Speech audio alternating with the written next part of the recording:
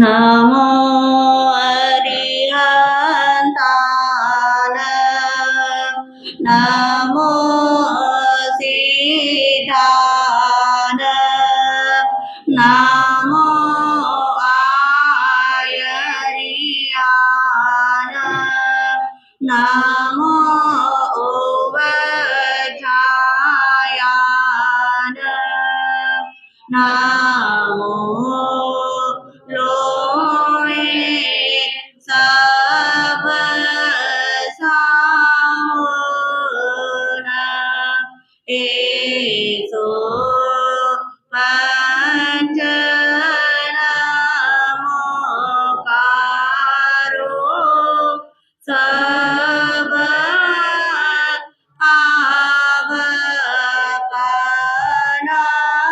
आवकानासनो मंगला नंच सवेसी पड़े हवाई मंगलम नमो मंगलमो कीठाई संयमो तवो देवावितं नमस्सन्ति जसदमि सयामनो जहाँ तुम सपुफेसो वम्रो अभियैरसनाय कुफकिरामयि सोए पिने अपया हिमाय समनमुता जेलोए समति साउनो वियंगमवपुफेसो दानपति सुनिरया वयं च वित्तिं लब्धामो नाय कोई उवहमयि आगणेश्वरीयन्ते पुफेसो भमरो जहा महुगारे समबुद्धा जे भवन्ति अनिसिया नानापिण्डरया दन्ता तेन वोचन्ति सावुनो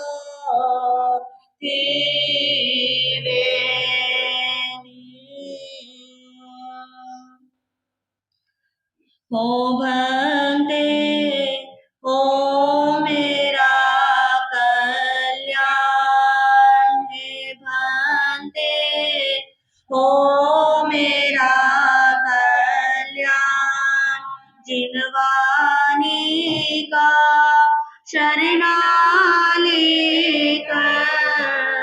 जिनवानी का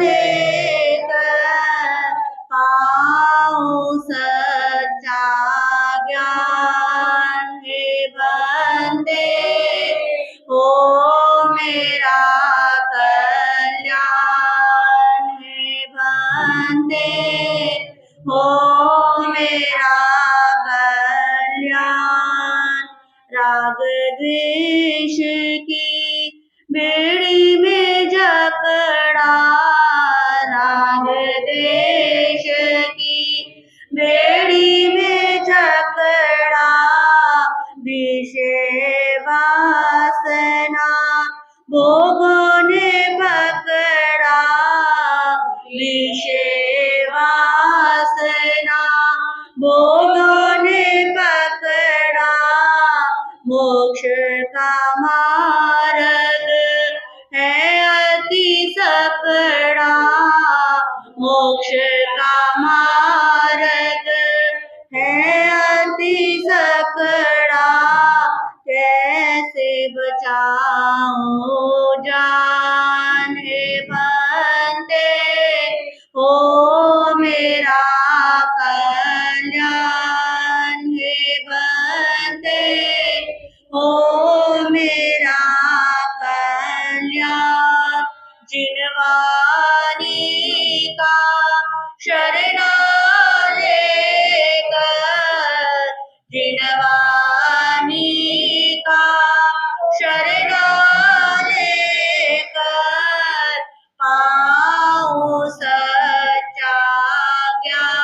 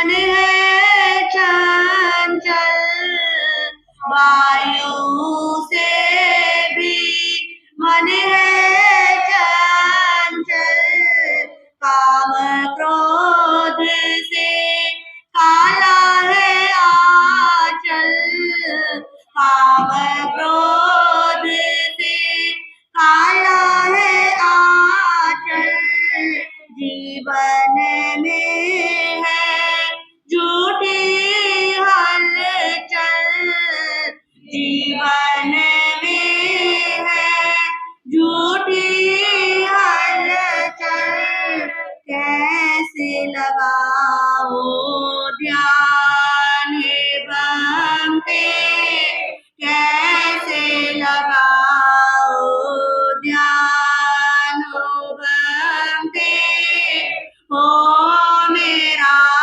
कल्याण जिनवानी का शरणा लेकर, जिनवानी का शरणा लेकर, पाऊं सच्चा ज्ञान हे बंदे, हो मेरा कल्याण हे बंदे, हो मेरा कल्याण। श्री उत्तराधियन सूत्र की महान पवित्र आनंददायी वाचना, जिस वाचना को देते हुए प्रभु सिद्ध बुद्ध और मुक्त हो गए थे, अष्ट कर्मों से मुक्त हो गए थे प्रभु। ऐसी वाचना जो प्रभु ने राजा हस्तिपाल की रज्जुकशाला के अंदर दी। राजा हस्तिपाल पावापुरी के रहने वाले नौ मल्ली नौ लिच्छवी राजा वहां पर विराजमान थे। प्रभु 48 घंटे तक निरंतर वाचना देते रहे और श्री उत्तराधियन सूत्र का 37वां अध्ययन की 5 गाथा होते ही प्रभु निर्वाण को प्राप्त हो गए। तो आज की वाचना शुरू करने से पूर्व शूद्र देवता को नमन करेंगे, भगवान महावीर की शरण को स्वीकार करेंगे।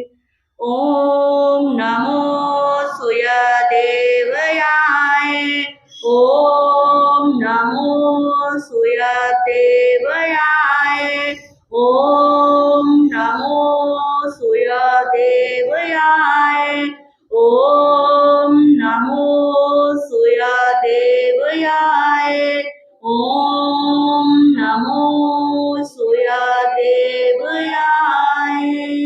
हे शुद्ध देवता, हम सब आपको नमन करते हैं, आप हमारा वंदन नमन स्वीकार करें।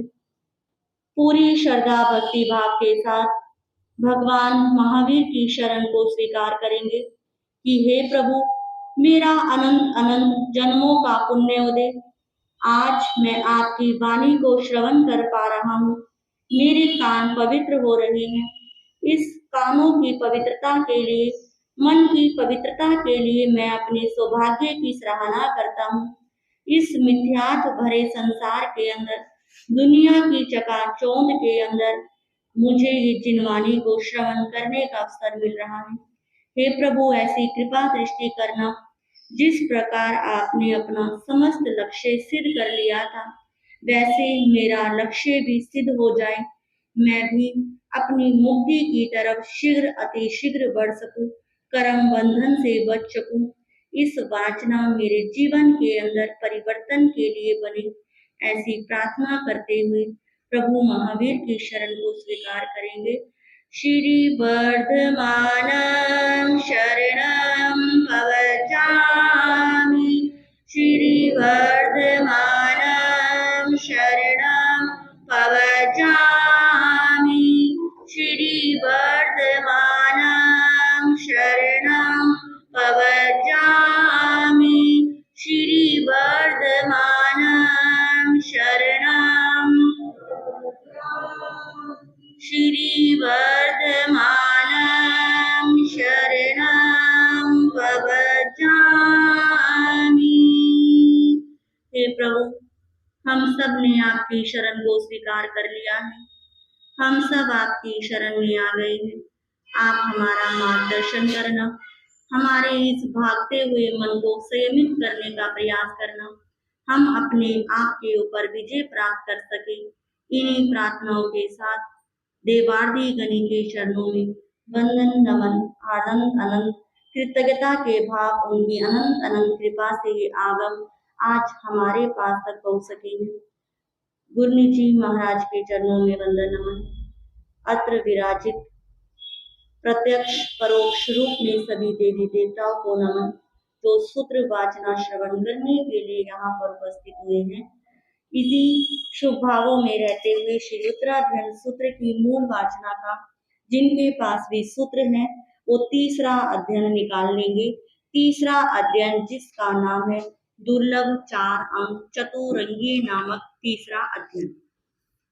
चतारी पर मंगानी दुल्हानी जंतुनो मानो सतम सोई सदा संजममीय वीरियम समावनान संसारे नाना गोता सुजाए सो कम्मा नाना विहा कट्टु कूड़ो विसंभया पया एक गया देव लोएसु नर एसो एक गया आसोरं कायम आहा कम्मे हिम गच्छई एक गया खत्तियो होई ताओ चंडाल बुक्कसो ताओ कीड़ पयंगोय ताओ कंथो पिविलिया एव मगवट जोनिसु आने नो काम किबिसा नानी बीजंती संसारे सवठे सुवखतिया काम संगे हिम सम्मूढ़ा दखिया बहुवेयना आमानुषा सुजोनिसु विनी हमंती पानिनो कम्मानं तु पानाए अनपोविकयाइयो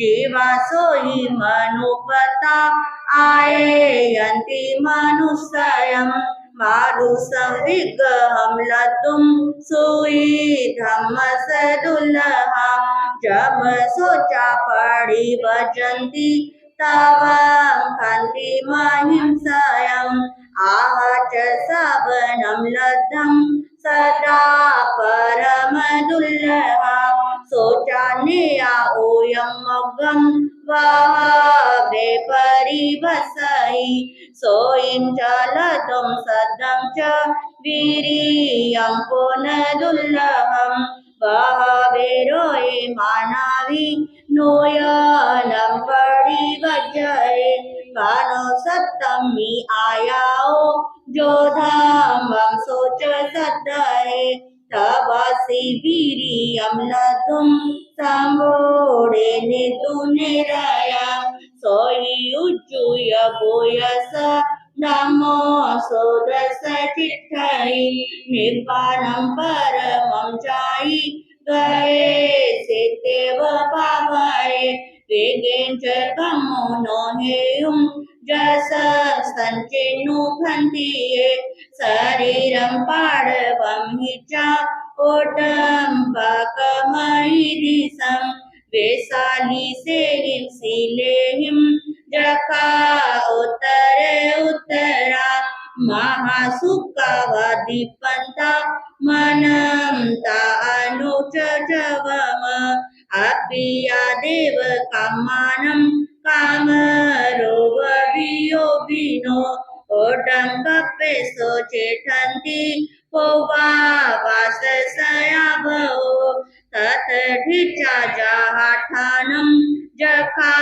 आउखये जुआ ओवेन्ति मानुषं जोनिं सेदा सगे बीजायि खेदं वतं हिरणं च पसगोदास पोरिसं चत्तारि कामखण्डानि तथा से ओवज्जयि मेतवं नायवं होई ओचालोय यवन्नवं के महापन्ने अभी जाए जसो भले पोचा मनुष्य भोए आपड़ी रुवे आहूयम हो विशुद्ध सत्तम में केवलम वो ही बुझिया चौरंगम दुल्लहम नचा संजमम पड़ी भजिया तब साधु ये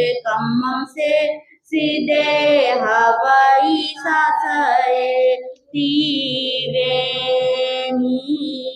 चौथा अध्याय निकालेंगे असंस्कृत आयु। असंख्यं जीवियमापमायये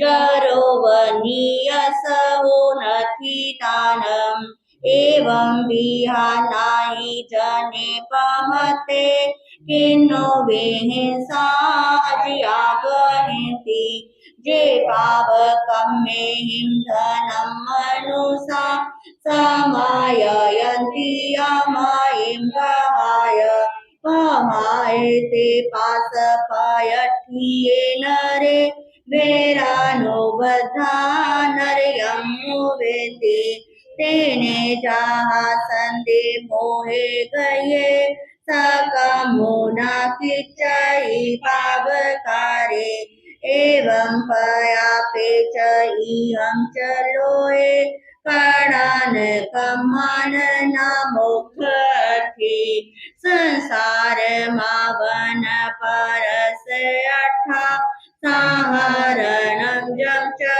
करे कमं कमस तेजस उभेय काले न बंधवा बंधवयं मुवेति वेतेन तानं न लभे पमते इममेलोए अद्वा परथा दीवापनठेव अनंत मोहे नेयाओयं दठो मदठोमेव सुते सोयावे पड़बोध जीवी नावे ससे पंडिये आसो पन्ने घोरा मोहता अबलं शरीरं वारंड पक्षी वाचरे पमते चरे पायायिं परिसंकमानो न किंचे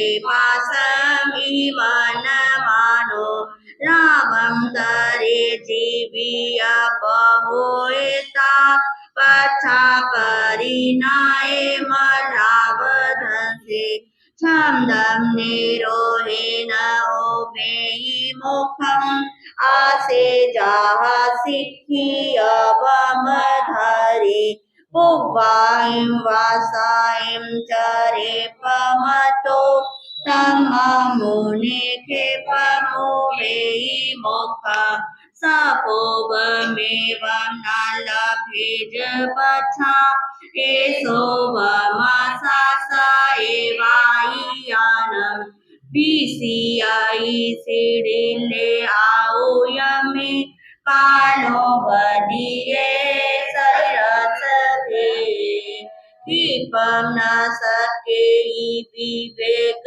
में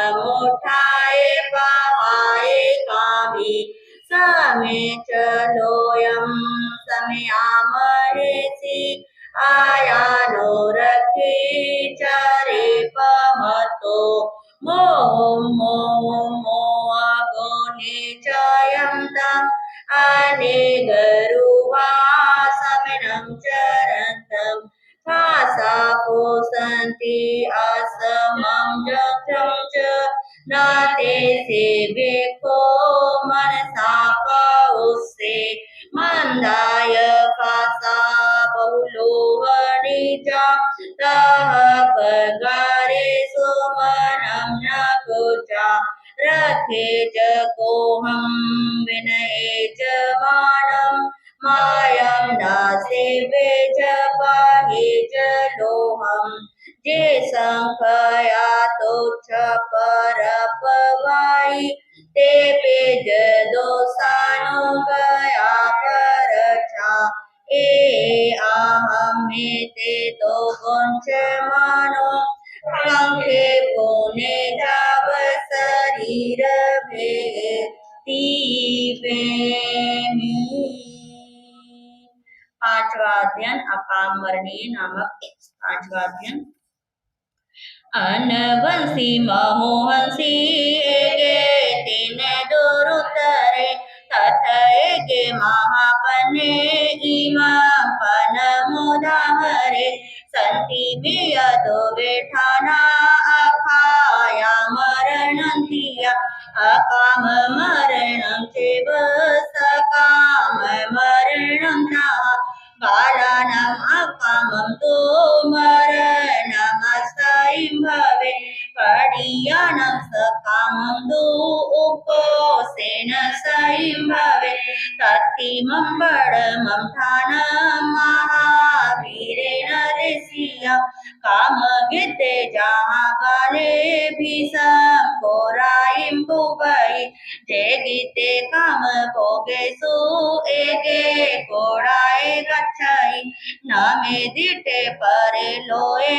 चको दिटाई मारे हता गया ही में कामा काली आजे आना गया जोगा नहीं परे लोए अतीवा नतीवा पोनो जनेन सत्य मोखामी बारे पद भई काम भोगानुरायेण केशं संपड़ी वज्जै ताओ से दंडं समारंभै तसे सोथावरे सोय अठाई भूय कामं विंसै इनसे बाले मोसाबाई माए लेपी सुने सड़े कुंज माने सोरम मनसम सेया मेयंती मन्नाए काय साव्याय सामते विते गिद्देया इत्थिसो दोहाओ मलं संचिन्नाय सीसो नागुव मत्सिय ताओ पूडो आयम केनम गिलानो परितप्पय पापियो पर लोग सकमानो पेयपणो सोया में नर एठाना असीलानं च जगाई पालानं पुर कम्मानं बगाड़ा जतवेयना ततो बवाय्यं ठानं जहाँ वेयमनुसूय आकम्में गच्छन्तो सोपच्चा परितप्पय जहाँ सागडियो जानं सममेता महापय विषमं मगमोयिनो अखे भगम्मि सोयै एवं धम्मं वेयो काम अहमं पड़ी बाले मचो मोहम बते आखे बदेव सोयै ताओ से मरणंतं मी बाले संत सही अकाम मरणं मरै दोते वकलीना चिये एयम अकाम मरणं बालानं दुपवेय एतो सकाम मरणं पंडियानं सुनेहमे मरणं पिस पुन्नानं चाहा नेयमनुसूयं विपसन मनागायं संजयानं विस्मयो नाइमं सव्येषु भिक्षुषु नाइमं सव्येषु गारियेषु नानाशीला आकारथा विषमशीलाय भिक्षुनो सन्ति एकें भिक्षुहिं कारथा संजमुत्तरा कारथेय सव्येहिं सहावो संजमुत्तरा चिराजीनं नगिनिनं जडि संगाडि मुंडिनं एयानि विनतायन्ति दोषीलं परियागयं पिण्डोल एव दोषील नर गाओ नामुच्चै भिखाए वागी हथे वा सोवा एकम समाये दिव आगरी समाई अंगानी सडे कायेन भासय कोसम दुहाओ पखम एगरायम नावय एवं शिखा समावने गिरी वासे विसुभय मुचई छवि पब्बाओ गठे जख सलो गय आज जमुड़े बेको दोना मनय रे सिया सब दुख पहिने वाग देवे बावी मन दिए उतराई विमोहाइम जोए मंतानु कुबसो सामाइनाइम जखेइम आवासाइम जसंसिनो दिया हुआ इति मंता समेता कामरुविनो आओ नोव वन संकासा पूजो अच्छी माली पवा तानि ठानानि गच्छन्ति सिखेता संजमं दिखाए वागी हथे वाचे सते परिनिपुड़ा तेसें सोचा सपुजनम संजयान विसिमो न संत संति मरणंदे शीलवंता बहुसुआ तोलिया विशेष मादाए दया तमस वेपसिये जमे हाविताहा बोए न अपना ताओ काले अभिपे सड़ी ताली समंतिये वेन जलो महरिसम भेयम देहस कम खाए आह कालमी संपत्ते आघायाए समुषय सकाम मरण मरई तीन मनय रमुने तीरे भी। छठा अध्ययन शुल्लक निर्गम के नामक छोटा सा अध्ययन है।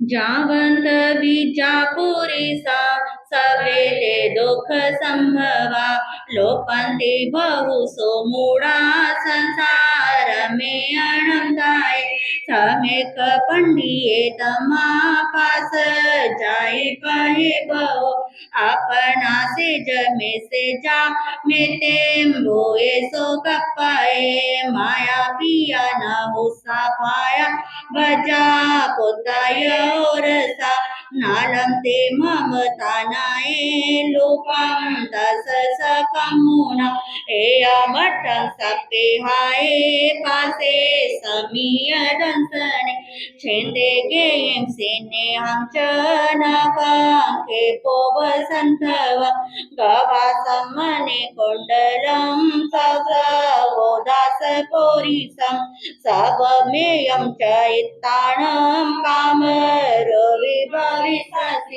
हावरं जगमं चैव धनं धनं उपकरं पचपाननसकं मेहिं नानलोकाउमोयने अजतं सव्वो सव्वं दिस पाने पियासये दहने पानी नो पाने पाए बेराओ बराए आयानम नरयम दिस नाए जतनमवि दोगोंचे अपनो पाए दिनम गोंचे जबोयन इवेगे उमनंती अपचापाए पावक आयरियम विदितान सब दुखान मुच्चई भणंता करिंताय बंद मोख पैनिनो वाया वीर्य मितेन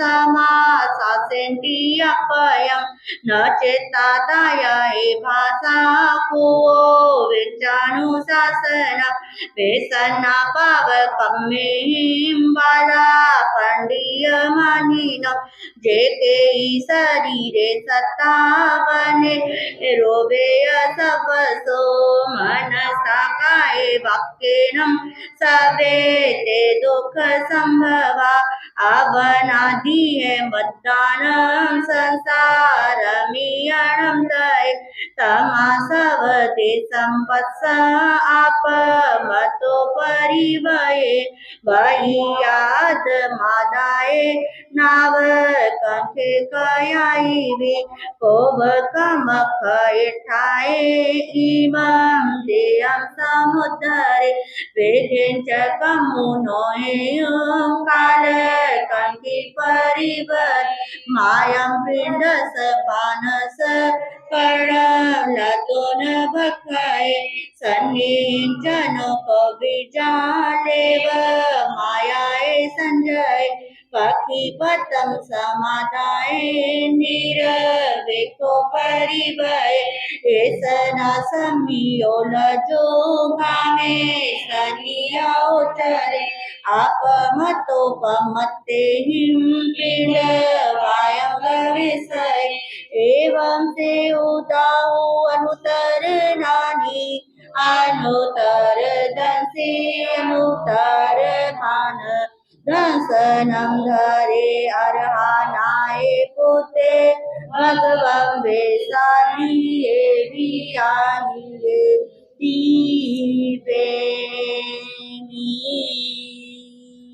श्री आगमे दिव्ये प्रणते तंजा सुत्तागमे अथागमे तदुभयागमे एवं श्रुतागम ज्ञान के विषय में जे कोई अतिचार लगा होते म्यानो जम वाइदम बच्चा मिलियम हीन अक्रम चक्रम पये हिनम विने हिनम जो हिनम घोषिनम सुट्ठू दीनम दुट्ठू परिचयम अकाले कौ सजाऊ काले न कौ सजाऊ असच्चायम सच्चायम न सच्चायम बनता बुनता विचारता ज्ञान है ज्ञानवान पुरुष की कोई अभिनय असाधना की होए तस्मेच्छामि दोकरणं तस्मेच्छामि दोकरणं तस्मेच्छामि दोकरणं वीर प्रभो की अंतिम वाणी वीर प्रभो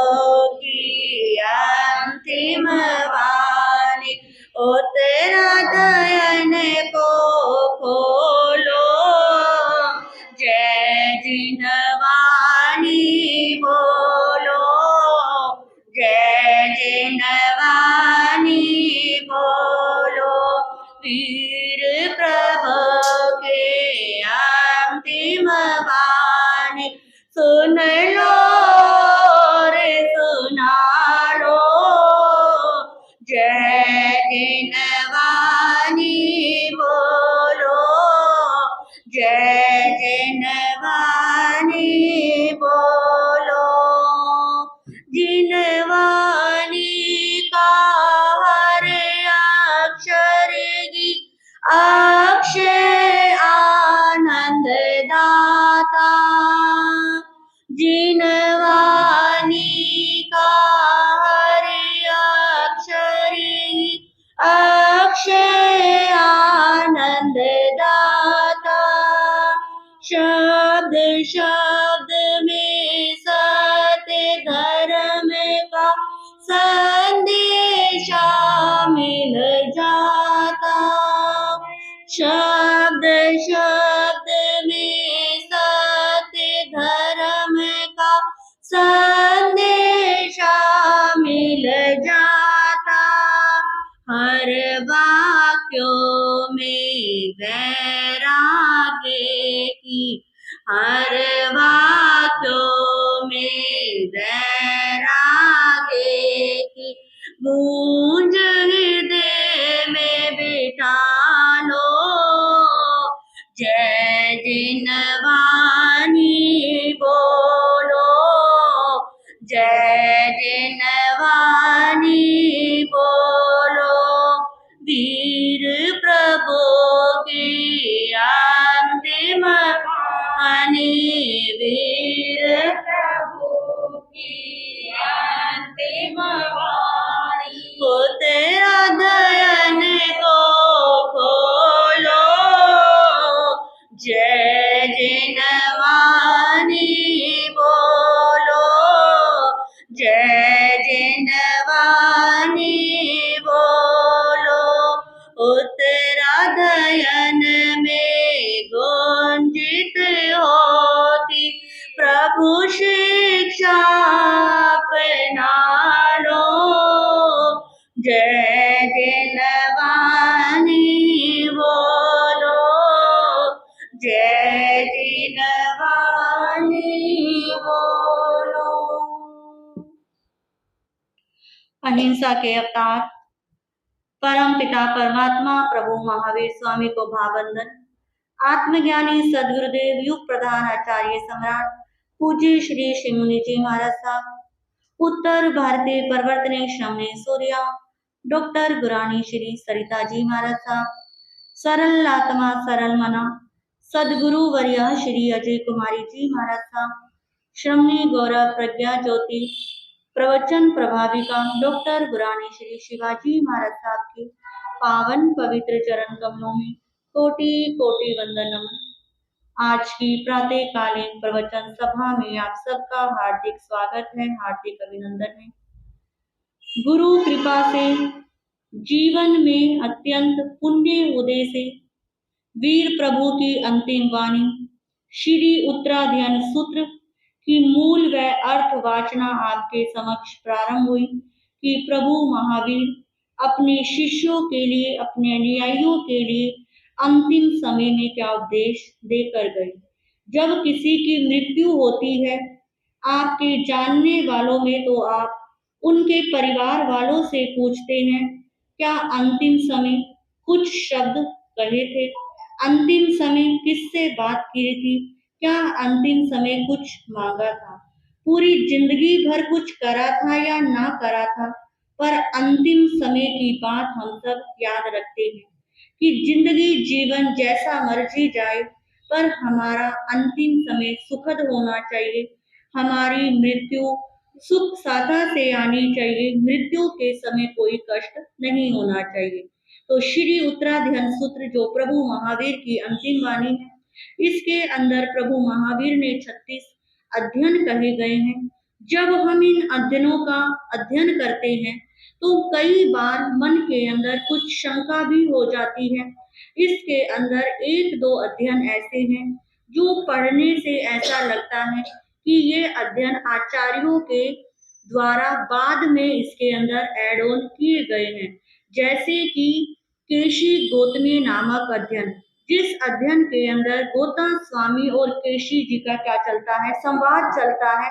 तो ये पता लगता है कि भगवान महावीर के निर्वाण के बाद जब गौतम स्वामी विचरण करते थे तो उस समय क्या करा गया है, ये अध्ययन एड ऑन किया गया है। पर हमें इस उत्तराध्ययन सूत्र को पूरी श्रद्धा भक्ति भाव के साथ श्रवण करना है, सुनना है कि प्रभु ने जैसे कर्मों का क्षय किया था, हमारे भी कर्मों का क्षय हो।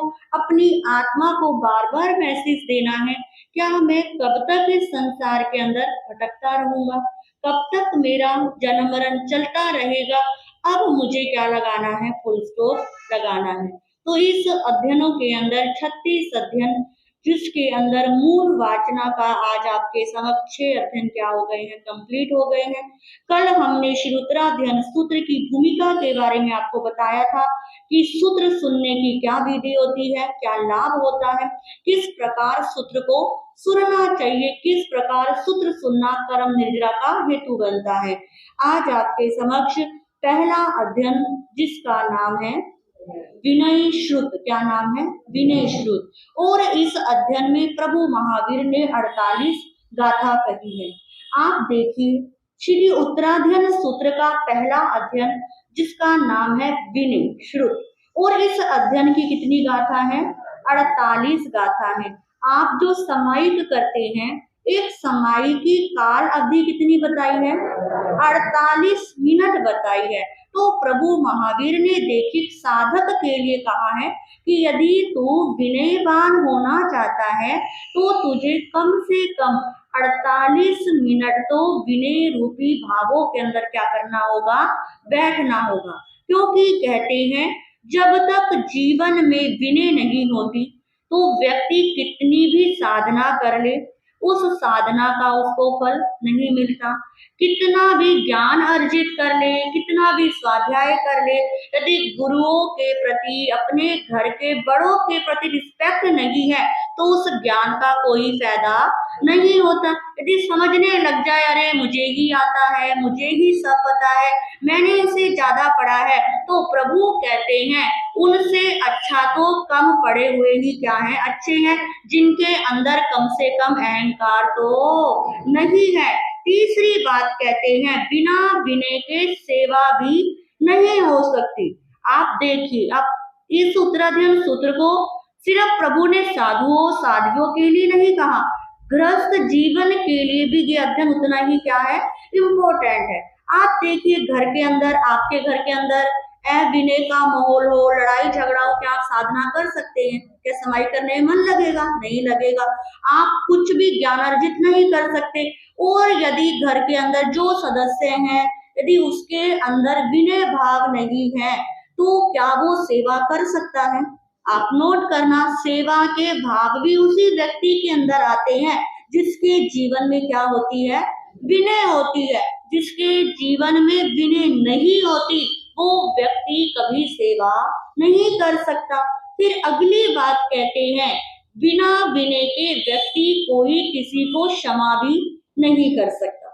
क्षमा पर एक प्रचलन, समश्री से अगले दिन क्या मांगनी है, क्षमा मांगनी है। पर प्रभु कहते हैं रियल में क्षमा वही मांगता है जिसके अंदर विनय का क्या होता है, भाव होता है। वो अपनी गलती को एक्सेप्ट कर लेता है।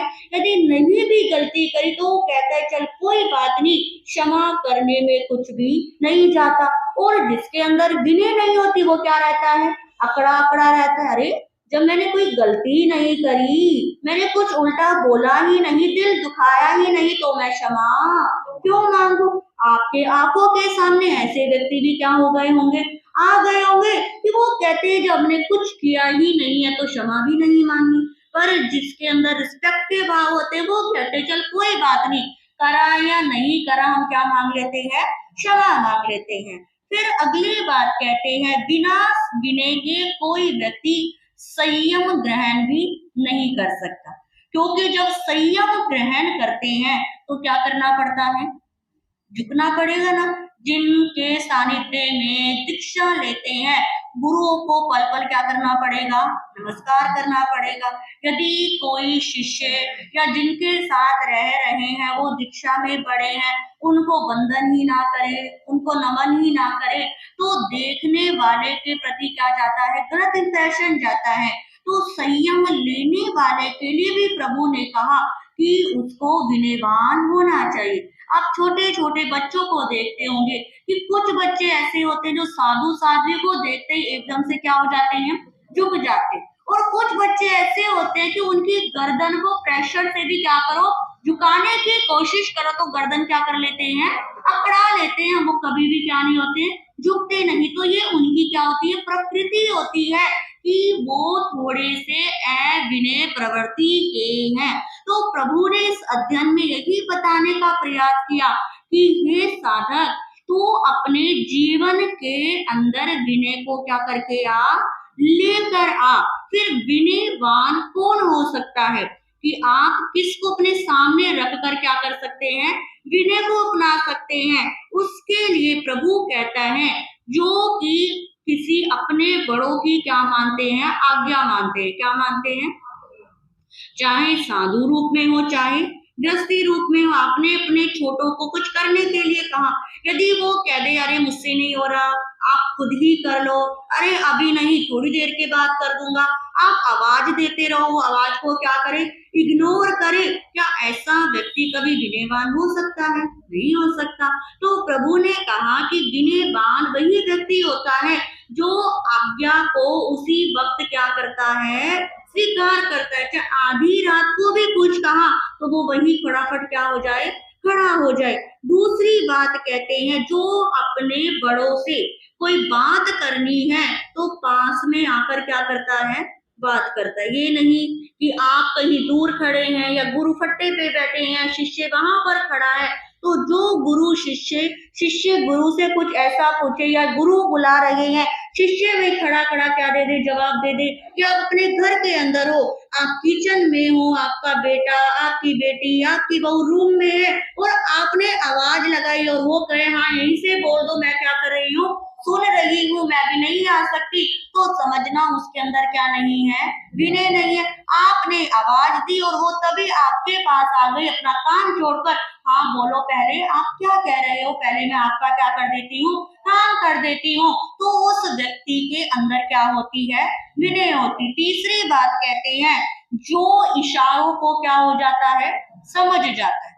ऐसे देखा है ना कई बार कि कहीं कोई रिश्तेदार आता है, माए क्या कर देती, इशारे कर देती है कि ये कर दे वो कर दे, और कुछ आपने देखे ऐसी अड़ल प्रवृत्ति के होते हैं कि जितना मर्जी कहते रहो, अरे हमें तो समझ सब कुछ आ रहा होता है, पर क्या बनते हैं, अनजान बनते हैं। अच्छा आपने मुझे ये कहा था, मैं तो आपके इशारे को क्या नहीं करा, समझा नहीं, या आप इशारा कर रहे हो और सामने बैठे बैठे क्या कह रहे हो, आप क्या इशारे कर रहे हो, पर जो समझदार होगा वो इशारों में ही क्या समझ जाता है, बात समझ जाता है। तो जो इशारे समझ जाता है वो व्यक्ति क्या होता है, विनयवान होता है। अगली बात कहते हैं जिसकी संगति क्या होती है, अच्छी होती है, क्योंकि जैसा जिसके साथ हम संगति करते हैं वैसा ही असर क्या आता है, हमारे ऊपर भी आता है। यदि कोई बच्चा, कोई व्यक्ति अड़ियल व्यक्ति की संगति कर रहा है, क्रोधी की संगति कर रहा है, तो धीरे धीरे करके उसके अंदर जो क्या आने लग जाएंगे, दुर्गुण आने लग जाएंगे। अगली बात कहते हैं विनयवान कभी अपने बड़ों से कोई बात नहीं छिपाता, क्या नहीं करता, कोई अच्छी बात हो, बुरी बात हो, जैसी मर्जी बात हो, जब तक वो अपने बड़ों को ना बता दे। जो बच्चे अपने माता पिता से हर बात क्या करते हैं, शेयर करते हैं, और जो शिष्य अपने गुरु से हर बात शेयर करते हैं, उनके अंदर कभी अहंकार नहीं आ सकता। जो बात को छिपाए, इधर उधर सामान को छिपाए, पता ना लग जाए, तो समझना उसके अंदर कभी भी क्या आ सकता है, अहंकार आ सकता है। फिर बैठने को लेकर प्रभु ने कहा कि अपने बड़ों से कभी पीठ करके ना बैठे। सिर्फ गुरु शिष्य परंपरा में ही नहीं, घर में भी प्रभु ने कहा एक रूल होना चाहिए। आपने देखा होगा पहले के जमाने के अंदर बहू और ससुर, क्या कभी जितनी भी हमारी बड़ी उम्र की बहनें हैं, क्या आप अपने ससुर के साथ बराबर में बैठी हैं, नहीं बैठी, और आज की बहुएं बराबर बैठ जाती हुई, क्या चल रहा है, तो ये यही तो है कि धीरे धीरे करके उठने बैठने की विवेक खत्म हुआ, और जब उनको देर नहीं लगती बड़ों की इन रिस्पेक्ट करने में, 1 मिनट में कुछ भी क्या कर देते हैं, बोल देते हैं। तो कहते हैं कि जब छोटे और बड़े आपस में बैठने का क्या रखते हैं, विवेक रखते हैं। कई बार आपने देखा होगा सास तो जमीन पे बैठी है खाना खा रही है, और बहू सोफे पे बैठ के डाइनिंग टेबल पे क्या बैठी है, आराम से खाना खा रही है। तो जो जिस लड़की को, जिस बहू को ये पता ना लगे कि मेरी सास क्या बैठी है, नीचे बैठी और मैं ऊपर बैठ के खाना खाऊं, तो समझना उस व्यक्ति के अंदर कभी भी विनय नहीं आ सकती। और इसी प्रकार शिष्य के लिए भी कहा, शिष्य और गुरु परंपरा में तो ये बातें आज भी क्या होती हैं, 99.9% क्या होती है, फॉलो होती है। कोई 1% ही ऐसा होगा, वैसे होता नहीं है, पर घरों के अंदर ये विनय की परंपरा क्या होती जा रही है, खत्म होती जा रही है। फिर आगे प्रभु कहते हैं कि जो व्यक्ति अविनयवान होता है, अविनीत होता है, उसको प्रभु ने 3 प्रकार की उपमा दी है। पहली दी है सड़े कान वाली कुतिया। जिस कुतिया के कान सड़े हों, घाव निकल रहा हो, वो आपके आसपास आ जाए तो फटाफट क्या कर दोगे, आप भगा दोगे, स्मेल आने लग जाएगी, अच्छा नहीं लगेगा। तो उसी प्रकार कहते हैं जब जीवन में जो ऊपर गुण बताए वो गुण नहीं होंगे, तो जीवन में क्या आ जाएगा, अहंकार आ जाएगा, और अहंकारी से कोई भी बात सुनना पसंद नहीं करता। सड़े कान यानी कि जिसके कान सड़े हुए हैं, जिसको अच्छी बातें समझ में नहीं आती, जिसको बुरी बातें ही अच्छी लगती है, संसार की बातें ही अच्छी लगती है। प्रभु कहते हैं कि एग्जाम्पल कुतिया का दिया है कि जिस व्यक्ति के कान सड़े हुए हैं, जिसका धर्म से कोई लेना देना नहीं, बड़ों से कोई लेना देना नहीं, उस व्यक्ति की इज्जत कहीं पर नहीं होती। दूसरी बात कहते हैं, यहाँ पर उदाहरण दिया सुअर का, कि एक सुअर के आगे चावल की खीर रख दो और विष्ठा रख दो, वो किस पर मुंह मारेगा? विष्ठा पर मुंह मारेगा।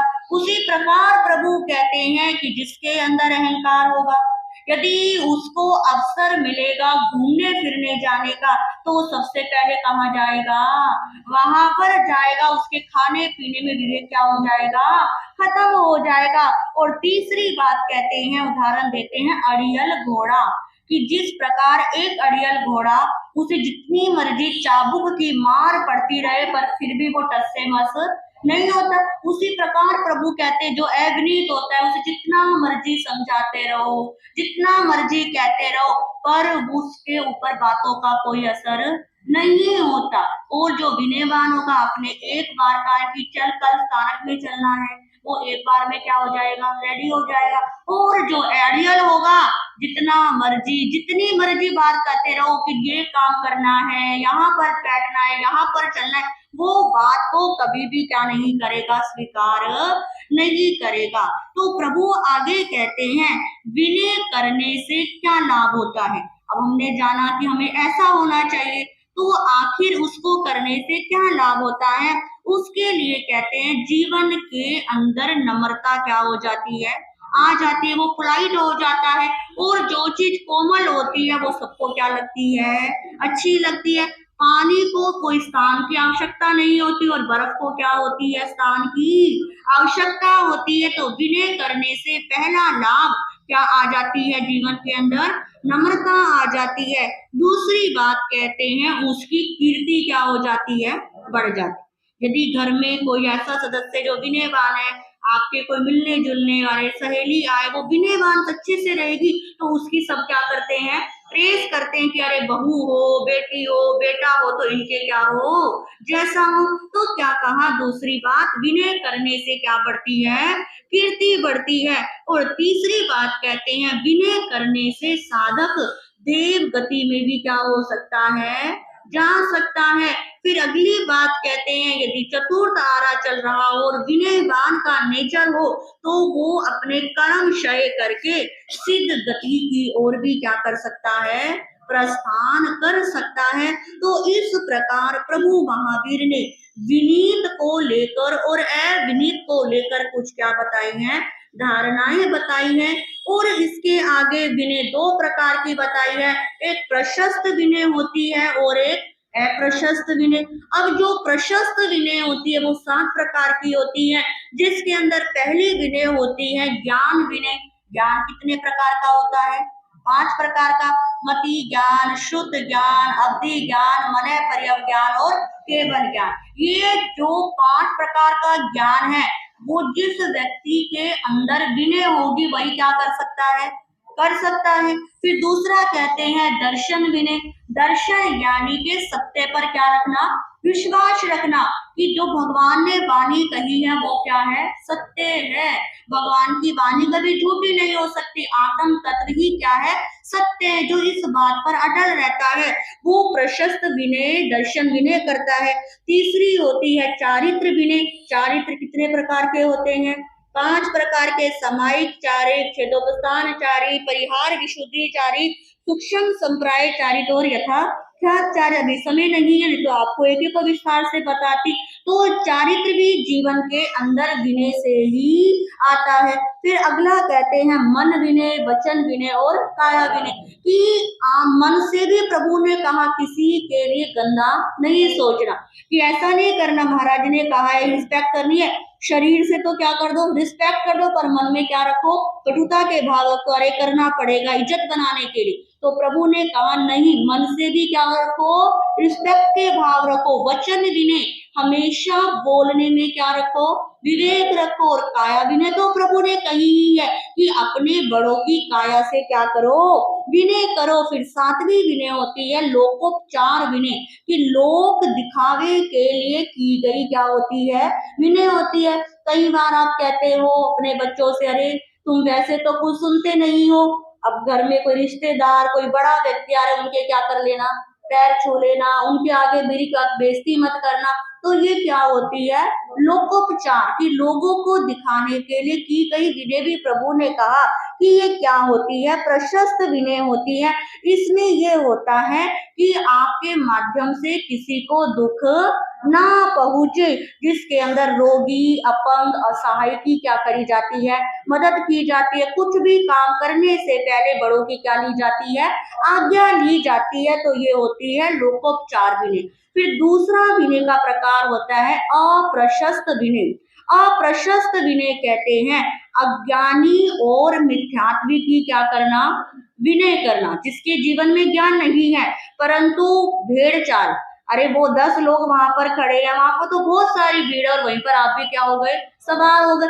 सत्य क्या है ये कुछ भी उसको क्या है, पता नहीं है। जितना त्याग आपने कर रखा है उससे, उसका तो त्याग सामने वाले का कुछ भी नहीं है, परंतु फिर भी उसको क्या करना, ऊपर चढ़ाना। तो प्रभु कहते हैं ऐसी व्यक्ति की आप विनय करते हैं तो आप अप्रशस्त विनय के अंदर प्रवेश कर जाते हैं। ये 3 प्रकार की होती है, अर्थ विनय, काम विनय और भय विनय। अर्थ विनय यानी कि किसी से पैसा लेने के लिए क्या करी जाती है, कई बार किसी की रिस्पेक्ट की जाती है, उसको सामने झुका जाता है।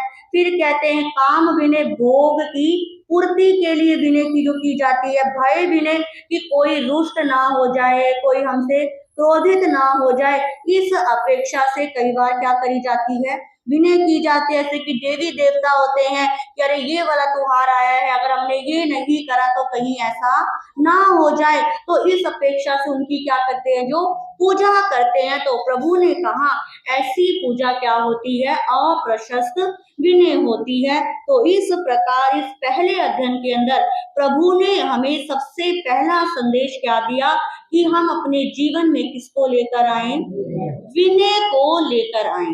क्योंकि जब तक विनय नहीं होगी तब तक हम किसी भी चीज को प्राप्त नहीं कर सकते। साधना में बढ़ने के लिए पहला स्टेप क्या है, विनय है, झुकना है, रिस्पेक्ट करना है कि वो हमसे गुणों में बड़े हैं, उम्र में बड़े हैं, हर चीज में बड़े हैं। तो ऐसे व्यक्ति की हमें क्या करनी है, रिस्पेक्ट करनी है। कुछ व्यक्तियों की धारणा, हमने भी कई व्यक्ति देखे हैं कि उनको लगता है तो अभी क्या है, दीक्षित हुए हैं, नव दीक्षित को उनके नाम से बुलाना, ठीक है।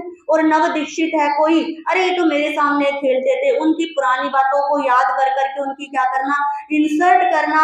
यानी कि जो अपने से, बेशक आप उम्र में बड़े हो पर साधु दीक्षा में छोटे हैं, तो उनकी कोई भी क्या नहीं करना, रिस्पेक्ट नहीं करना, बदतमीजी से बोलना। कई बार मैं सुनती हूँ, आपने भी सुना होगा कि लोग हमारे सामने तो हमारे को जी महाराज जी, गुरनी जी ऐसे करके क्या करते हैं, बात करते हैं, पर यदि वो पीठ पीछे, हमारे सामने नहीं, आपस में 2-4 लोग बैठे होंगे तो ना महाराज जी बोलते ना गुरु जी बोलते, अरे वो फलाना संत, संत का सिर्फ क्या बोलते हैं नाम, जैसे मेरा शैली नाम है, अरे वो शैली वहां पर है। जैसे किसी बच्चे का क्या ले रहे हो, नाम ले रहे हो। बड़े बड़े संतों का नाम भी लोग ऐसा क्या करते हैं, लेने लग गए हैं। ये क्या है, जीवन के अंदर अप्रशस्त विनय का क्या हो गया है, प्रवेश हो गया है। तो सबसे पहले प्रभु ने कहा विनयवान बनोगे तो साधना के आगे आगे धीरे धीरे करके बढ़ते चले जाओगे। तो गुरु कृपा से जो मैंने सीखा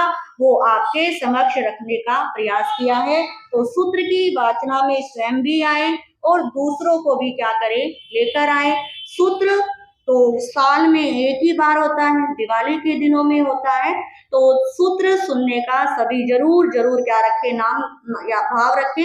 इसके साथ मैंने कहा था कि जो प्रतिदिन हमारे भाई बहन आएंगे उनकी क्या होगी, अटेंडेंस होगी।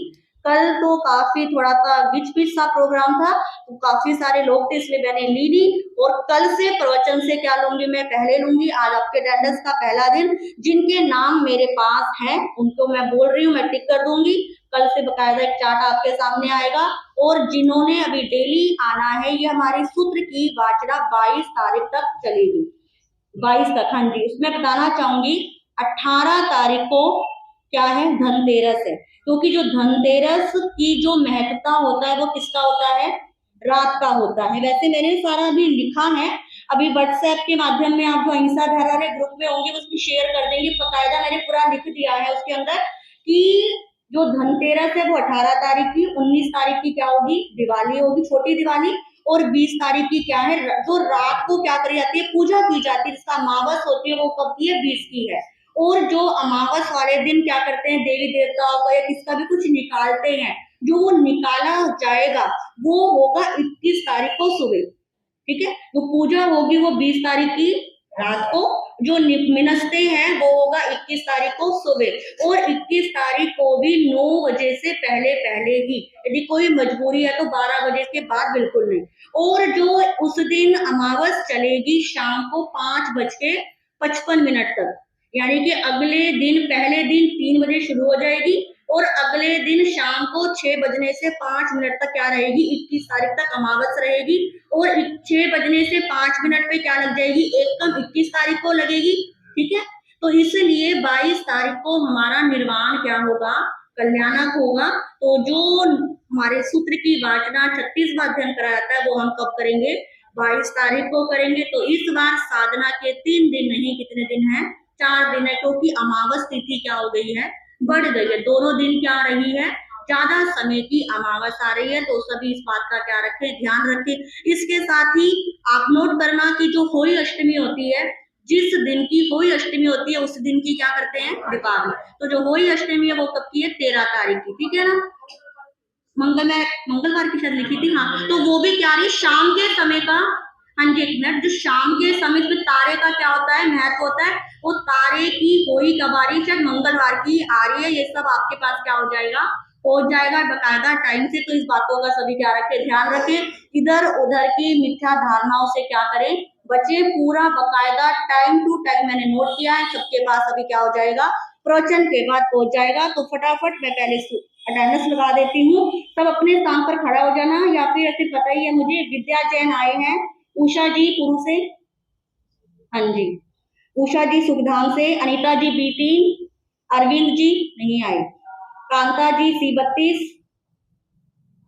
आए ना, कृष्णा जी वरुण अपार्टमेंट, बीना जी वेलकम, संतोष जी भागीरथी, और भैया राम जी आए हैं, अनीता जी, ये कौन से वाले अनीता जी, पुष्पा जी C70, हाँ जी, अंजू जी C60 जी, A60 सॉरी, और राकेश जी, भाइयों ने नाम बहुत कम लिखवाए हैं, और रेखा जी और एक सुकेश जी बहन।